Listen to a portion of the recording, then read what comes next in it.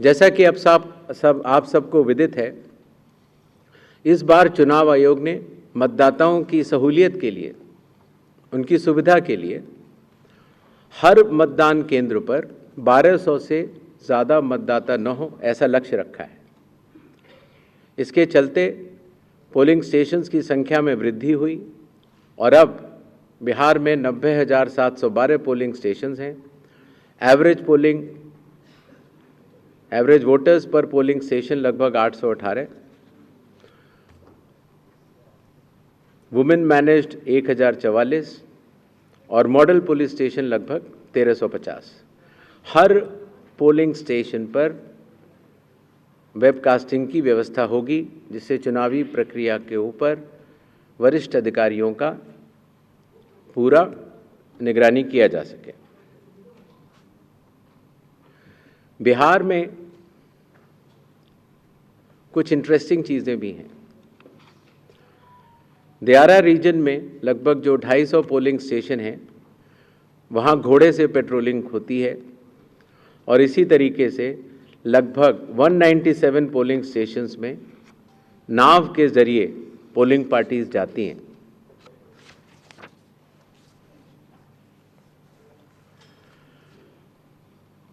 चुनाव आयोग के निर्देशों के अनुसार हर मतदान केंद्र पर एश्योर्ड मिनिमम फैसिलिटीज़ प्रदान की जाएंगी, जिसमें कि पोल वॉलंटियर्स होंगे, हेल्प डेस्क होंगी, रैंप होगा, टॉयलेट्स होंगे, ड्रिंकिंग वाटर, साइनेजेस, लाइट की सही व्यवस्था और वोटर फैसिलिटेशन सेंटर।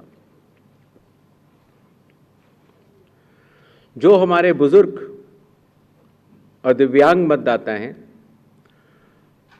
उनकी सुविधा को ध्यान में रखते हुए पोलिंग स्टेशंस ग्राउंड फ्लोर पर होंगे।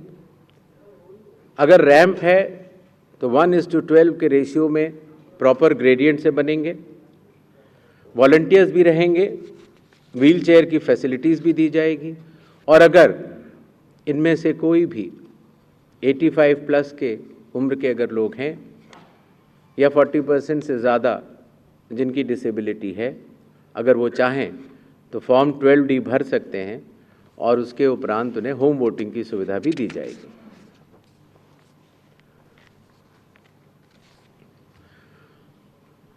बिहार के दौरे पर चुनाव आयोग ने जिला मजिस्ट्रेट्स को, सुपरिंटेंडेंट्स ऑफ पुलिस को और सभी एनफोर्समेंट एजेंसीज को सख्त निर्देश दिए हैं।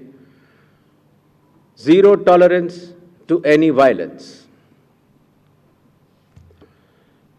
no scope for any kind of intimidation or threat to voters or candidates. CAPF will be deployed adequately and in advance as a confidence building measure. All officers to act in absolutely impartial way and easily accessible to all the stakeholders. इसके बारे में मैं आपको बाद में भी बताऊंगा।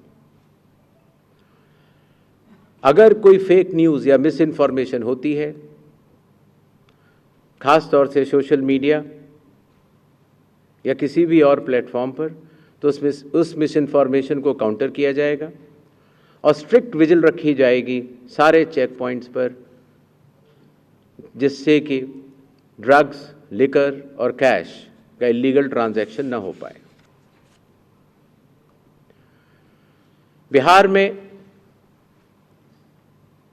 बिहार के पूरी चुनाव